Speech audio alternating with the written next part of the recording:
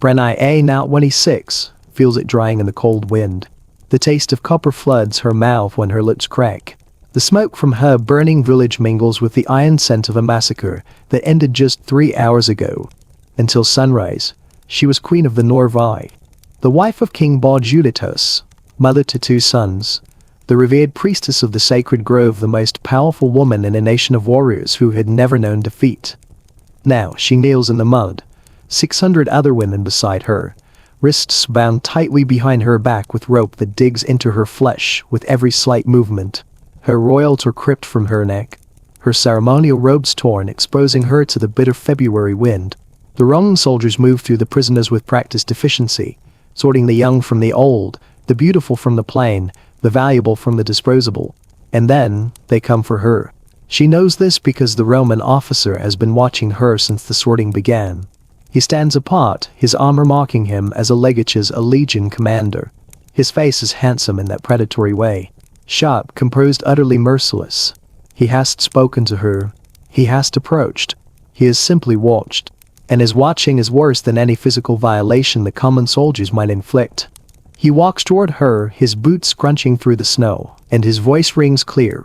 "This one," he says in crisp Latin. "Bring her to my tent. Clean her, but don't clothe her. I want to examine what we've captured." A soldier moves toward Brenna. She doesn't resist.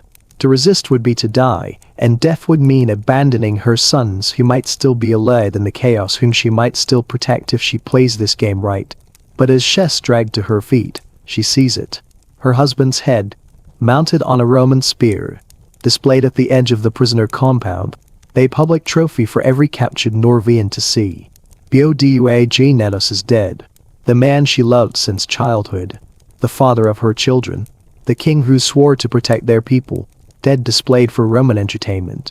Brenna doesn't scream. She doesn't weep. She locks that grief away, deep inside her, where it won't interfere with what she must do next. Because now she understands something that changes everything. She's the last authority of the Norvai. With Baujulitus gone, she's not just a captured queen, she's the vessel of her nation's sovereignty, the keeper of its sacred knowledge. She alone knows the location of the tribe's hidden treasury, where the Druids concealed artifacts meant to stay out of Roman hands, where her sons were sent when the battle turned against them. The Romans don't know this yet. They see only a queen, a trophy, a hostage. But she knows they've captured so much more. And she intends to use that ignorance to destroy them. What you're about to hear is not something that's been written about in the history books. As historians focused on Caesar's wars in Gaul, on battle tactics, Roman victories, and the supposed civilizing mission that justified their conquest of tribes who had been living freely for centuries. But they didn't write about the women. They didn't document the horrors that the wives of defeated chiefs endured. Tonight, you will learn what Roman legions did when they captured tribal women. You will learn about the hierarchies that determine their fates. The specific horrors reserved for the wives of chiefs, the highest value captives. You will learn about Brenna, queen of the Norvai, who watched her husband's head mounted on a Roman spear. And in that moment, decided that she would not just survive. She would make Rome pay for what it had done. Subscribe if you want to understand the true cost of Rome's conquest. Comment below and tell me where you're watching from, because Brenna is about to enter the tent of Legatus Gaius Cornelius Scipio. And what happens in that tent will determine whether she lives or dies. Whether her sons survive or perish. Whether the Norvai have any future at all.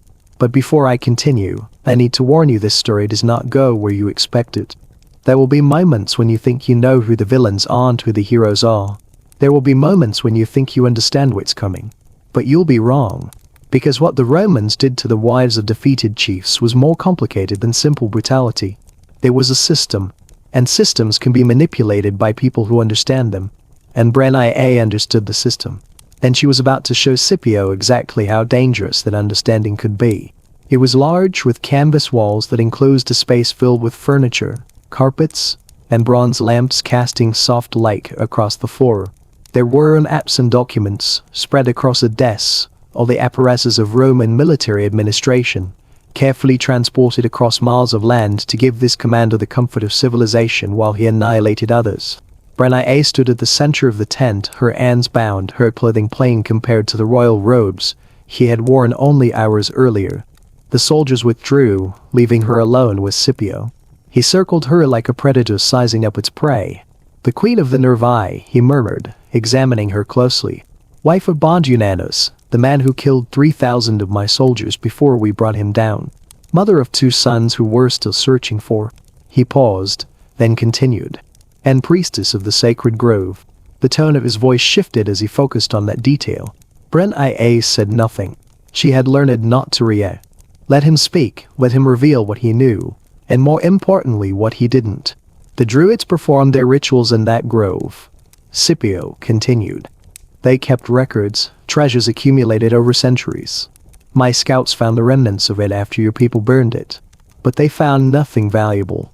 Just ash and bones." Bren-Ia said nothing. She already knew where this was headed. "Which means," he continued, "the druids moved their treasures before we arrived. And the only people who could know where they went are either the druids themselves, who died defending the grove, your late husband who's decorating a spear outside, or you." He stopped directly in front of her, his eyes locking with hers. "You a woman."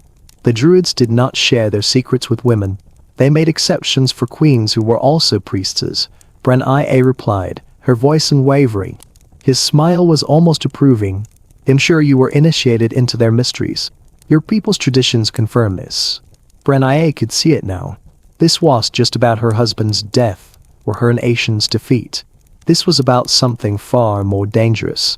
Something she hadn't anticipated.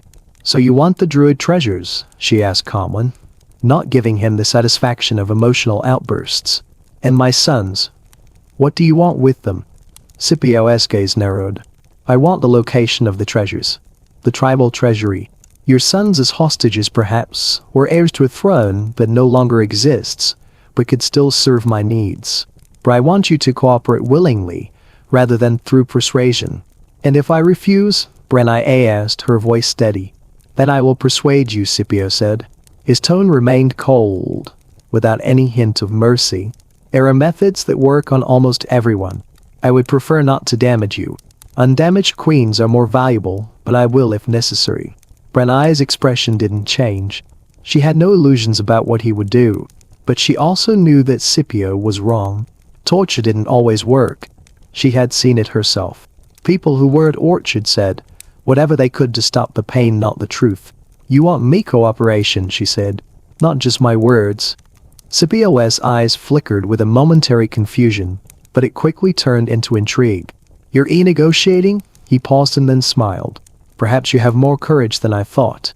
Bren-Ia stood tall, meeting his eyes with defiance. "Everyone is always in a position to negotiate," she said. "You have something I need. My life, my son's lives. That is the basis for a transaction. I will give you what you want, in exchange for their lives." Scipio's posture stiffened, but he didn't move. Instead, he considered her proposal. "You are asking me to bargain with you, to honor your terms. But I am asking you to be practical," she replied. "I give you the truth in exchange for something more than empty promises. The story doesn't end here. What happened in that tent would determine everything." Bren-Ia had just flipped the script on the Romans, and they didn't even realize it. She was just a prisoner. She was just a captured queen. She was still a force to be reckoned with. Scipio, for all his power, was about to learn just how dangerous it could be to underestimate someone who understands the system they're working within. Bren-Ia sat back as Scipio considered her words, his eyes narrowing, his mind calculating. The silence stretched between them. He was used to being challenged. He was used to encountering a woman who knew how to navigate the games he played. Scipio was just a general. He was a man accustomed to control, to power, and to crushing anything that stood in his way. But Bren-Ia had something he hadn't anticipated. She was just a captive. She was a player in the game, a force he hadn't reckoned with. "You understand that you are asking for the impossible," Scipio finally said, his voice colder than before. "Your people are broken. Your king is dead. You're just another trophy, another piece of the prize to be displayed. You can't bargain with me." "In not bargaining for trophies," Bren-Ia shot back, her voice calm yet piercing. "In bargaining for something you'll never understand until you've had everything taken from you. In bargaining for the lives of my sons. In bargaining for my survival and for the future of a people you've already condemned." Scipio's eyes shifted, his thoughts unreadable. He was no longer sure whether he was dealing with a queen or a strategist. But he did no long thing. Bren was like the other prisoners he had broken. She was going to bend. He had been used to getting what he wanted by force, but now, for the first time, he was forced to consider that it wasn't enough. He had to make a deal, and he didn't like that. The days that followed were tense. Bren was kept under guard but moved into a more comfortable tent near Scipio's quarters. A small gesture meant to signal that she was a different kind of prisoner. But this was not about comfort for her, it was about leverage. The game was still being played, and Bren was learning its rules. She spent hours listening to the soldiers' conversations, keeping her ear to the ground. She overheard discussions of the druids of her son's whereabouts, and most importantly at Scipio's plans. Every fragment of information, every whisper of the wind, became another piece of the puzzle. And in this game, the smallest fragment could change everything. Scipio had underestimated her, thinking that she would break, that she would fold under the weight of his power. He hadn't expected a queen to fight for her people with this much cunning. Brenna's mind worked relentlessly. She had survived this far, but the real test was ahead when the Romans finally demanded the full extent of the Druid network's secrets.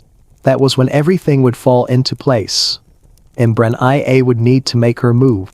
The moment came when Scipio summoned her again. The tension in the air was palpable as he walked into her tent, holding a document in his hand, and that seemed too detailed, too precise. She didn't need to ask where it had come from. The betrayal was clear. Kad Doc, Scipio said, tossing the map onto the table. Your brother betrayed you. He gave us everything. The treasures, the secrets, your son's location. Everything you tried to hide. Brenna's heart sank, but she forced herself to keep calm. She didn't flinch. She calmed. She was past the point of surprises. She had been preparing for this. So it's over, she said quietly. The finality of it settling between them. No, Scipio replied, his voice still cold but tinged with frustration. Not yet. I want more. I want you to give me the network's full contact protocol. I want you to tell me everything. Bren hesitated, but only for a moment. She had nothing left to lose. The game was changing again, and now, the stakes were higher than ever. I'll tell you, she said finally, her voice steady. But not until I see my sons. Scipio's eyes narrowed.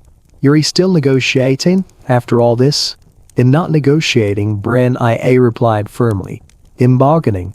I have the last piece of leverage you haven't taken from me. Brenna's gamble paid off. Within hours, Scipio agreed.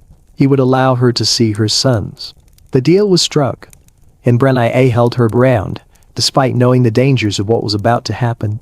When they were finally brought before her, two young boys, grown stronger and older than she had expected, Bren felt a surge of emotion. She had fought for this moment, for their survival. The relief was almost overwhelming, but she knew she could not afford to let her guard down. I will protect you, she whispered to them. The words more of a promise than anything else. Scipio kept his word. Bren was granted a meeting with her sons, and for that brief moment, it felt as though everything she had suffered might be worth it. But the game was far from over. The hours passed, and the sun began to set. Scipio, who had believed he had won, found himself faced with a prisoner who had not only survived but had played him for her own purposes. His strategy, his power, it all began to slip through his fingers. Bren was no longer just a captured queen. She was something more, something dangerous. Bren's heart pounded in her chest as she stood before Scipio, her mind racing with possibilities. The game she had been playing was no longer just about survival. It had become something deeper, more intricate. She could feel the weight of every decision she made, every word she spoke. Scipio had underestimated her. He had expected a broken queen, a defeated woman to beg for mercy.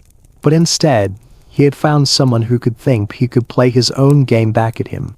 She had expected to betray her own people, expected to lose the only thing she had left, her dignity.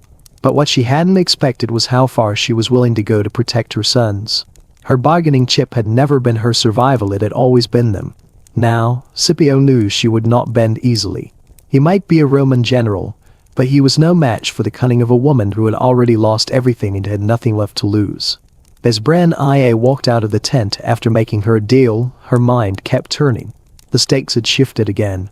She had secured her son's survival for the moment, but there was no telling how long that would last.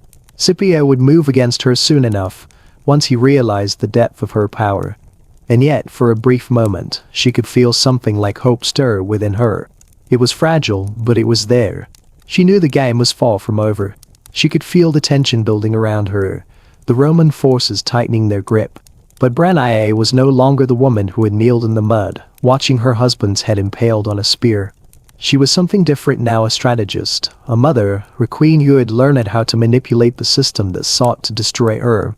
In the days that followed, as she waited for her son's fate to be sealed, Brennaa kept close to the shadows, always observing, always listening. She studied Scipio's movements, the soldiers' routines, and most importantly, the shifting allegiances within the camp. There were whispers of factions, of dissent within the ranks of the Romans. Brennaa knew that her survival didn't just depend on playing Scipio's, and it depended on exploiting every weakness within the Empire's system. But the tension in the air was palpable. Every day that passed felt like an eternity. She could feel Scipio closing in, tightening the noose around her. But Brennaa was the only one playing the game. There were forces within Rome that had their own agenda, and Brennaa had a crucial piece of information they needed. She was a woman who had learned the hard way how to survive in a world that didn't want her to. She had learned how to navigate systems of power. And now, with her son's lives hanging in the balance, she was about to show Scipio and the rest of the world just how much power one woman could wield. She was just a captured queen anymore. She was a force to be reckoned with.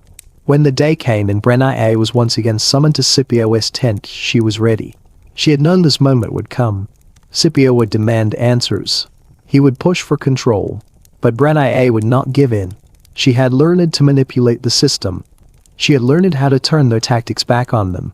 As she entered the tent, she saw the familiar figures of Roman officers standing at attention. But this time Scipio's eyes didn't hold the same certainty. He had learned, like many before him, but there was more to Brennaa than met the eye. She was just another conquered woman, another pawn in a game that had already been won. "Your information, Queen Brennaa," Scipio began, his tone cold and authoritative.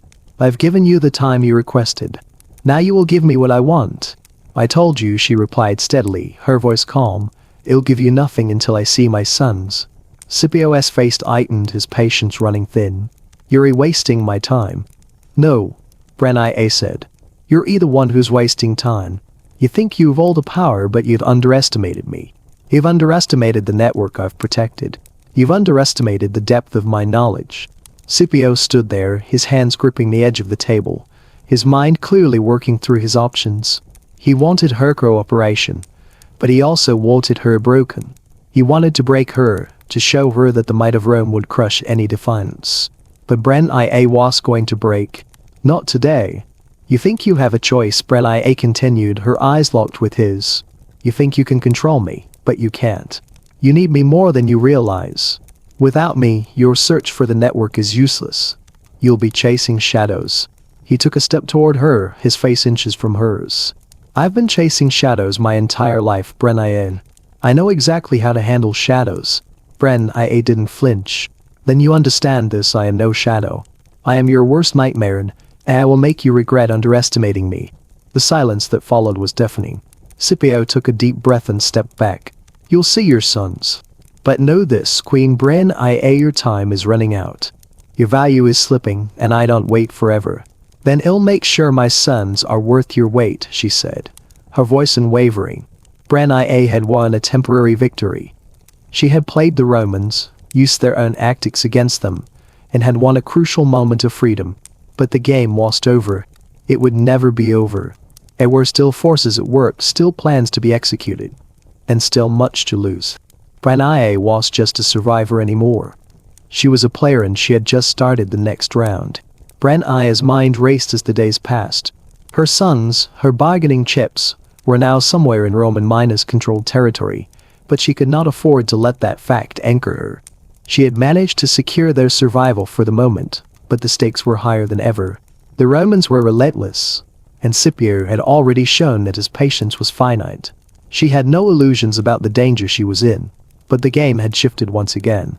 She was no longer just a captured queen, she was a strategist, a survivor, and most importantly, she was playing for her son's future. Her movements were calculated, her words measured. She knew Scipio would be watching her closely, testing her every step. She knew that he believed he had the upper hand, but he didn't. Not yet. Nia had learned to play the long game, and the moment of opportunity would come. That evening, as she sat in her quarters waiting for the next move, a figure appeared in the doorway. He was the one man in this entire camp who had shown her anything like respect or perhaps understanding. His presence was a subtle reminder that there were still factions within Rome, factions that did not believe in the endless conquest, that saw value in peace rather than perpetual war. "I've sent word to my contacts," Ko said, leaning against the doorframe. "Your sons are safe for now, but Scipio is not going to wait much longer. He'll press for information soon. The question is whether you'll give him the real thing or just another lie." Nia didn't flinch. She had been playing this game for far longer than Scipio could comprehend. She had learned that survival was not about playing it safe, it was about outlasting them all. "I will give him nothing," she said. "Not yet. Not until I have a better understanding of who holds the power here." Ko raised an eyebrow. "You think you can control this situation?" "Not control," Nia replied, "but manipulate it. I've already seen the cracks. I know what Scipio wants. What he doesn't realize is that he's already given me what I need." Ko studied her, his gaze calculating. "You've already thought this through. I can see it in your eyes." "I always think ahead," she said. "Scipio will underestimate me, just like every other Roman before him. He thinks of me as a mere prize, a trophy to be displayed. But I am not a trophy. I am the key to everything he wants. And I know how to use that to my advantage." Ko nodded, impressed. "You're playing a dangerous game, Queen Nia." "Dangerous?" She laughed softly. "My life has been nothing but danger. The game isn't new. It's the stakes that have changed. Now I'm playing for my sons. I'm playing for their future. You think you can win?" Nia's gaze hardened. "I don't think I have a choice. Winning is the only option left." As the days wore on, the tension grew. The Roman camp buzzed with rumors, preparations for what would come next. Scipio would demand answers. He would press her for the secret she held. But Nia had learned something crucial during her time here. The key to survival was not submission, but the ability to manipulate the very systems that had imprisoned her. And so she waited, calculated her next move, and prepared for the confrontation she knew was inevitable. The night before Scipio's deadline, Nia made her move. She sent word through Ko's contacts, letting him know that she was ready. The decision had been made. She would reveal the location of the treasury, but she would do it on her terms. The moment Scipio came to her tent, she would offer him the information he so desperately sought, but only after ensuring that her sons were safe. As the moonlight filtered through the canvas walls of her tent, Nia felt the familiar weight of uncertainty. She had survived countless challenges before. But this was different. This wasn't just about her. This was about her legacy, her people, and the future she wanted for her sons. The door of her tent creaked open. Scipio entered, his expression unreadable. He did not waste time with pleasantries. "Have you made your decision, Queen Nia?" Nia stood, meeting his gaze with calm resolve. "I have. But first, I need to see my sons. I need to confirm that they are safe." Scipio's eyes narrowed. "You think you can negotiate with me?" "I'm not negotiating," Nia said, her voice steady. "I'm making sure my sons live. And if you want the information you've been hunting, you'll give me that." Scipio's jaw tightened. "You're pushing your luck." "No," Nia replied. "I'm playing the game you never thought I could." The silence between them stretched. Scipio studied her, weighing his options. He knew she was valuable. But how valuable was her cooperation? Was her defiance a sign of strength? Or had she truly become too much of a liability? Finally he spoke. "Very well. I will grant you the opportunity to see your sons. But if you waste any more time, I will take everything from you. Do not test me further." Nia allowed herself a small nod. "Thank you." As the soldiers laid her out of the tent, she felt the weight of her decision settle on her shoulders. She had made it this far. Now it was time to complete the final part of her plan. The soldiers took her through the camp, the familiar sounds of the Roman legion rising around her. Nia moved through the shadows, her heart pounding but not with fear, no, her pulse quickened with anticipation. She knew what she had to do. As they neared the area where her sons were being held, her thoughts were clear, focused. She would see them alive and safe before anything else. Her survival had always hinged on one thing: her ability to play the Romans at their own game. And now, with the possibility of their safety, her game had evolved. She wasn't just playing for herself anymore. She was playing for her people, for her sons' future, for a chance at revenge that could be years in the making. The gods lead her into a small, guarded space. And there they were, her sons. Their faces were older than she remembered, but the moment they looked up at her, she saw the familiar fire in their eyes, the fire that had never been extinguished. The same fire she had protected for years. The same fire she had given everything to ensure it would burn brightly. She didn't let the relief show on her face, though she had to maintain control. But deep inside, her heart soared. They were alive. They were safe for now. "Mother," one of them asked, his voice a mix of confusion and longing. Branai's eyes softened, but she didn't move toward them. Not yet. Not until she was sure. "I'm here," she whispered, keeping her voice steady. "You're safe now." She turned to the soldiers who had escorted her here. "Leave us." They hesitated, but one glance from Branai, one flicker of authority was enough. The soldiers nodded and backed out of the room, leaving her alone with her sons. She crossed the space between them, but it was not an embrace that she offered first. Instead, she met their eyes one by one, with a quiet intensity. They were hers to protect, and she would not let anything or anyone take that away from her. "You've been through much," she said quietly, "but we will get through this." The older of her two sons nodded, his expression hard but full of determination. "We don't belong here. We don't belong to them." "No," she agreed, her voice slow, firm. "But we can make them believe we do." The plan was clear now, clearer than ever before. She would survive. She would make sure her sons would survive. And she would ensure that Scipio and the rest of the Romans who thought they had conquered her people would pay for the destruction they had caused. The time for negotiation was over. Branai had already played Scipio's game. Now it was time for her own.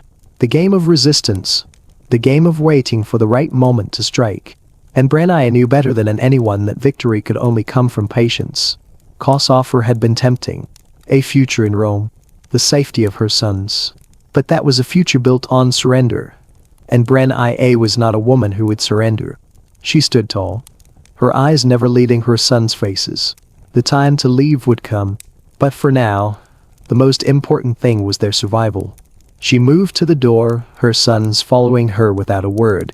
No one would know the path they were about to take. No one would know what they had planned. But it didn't matter.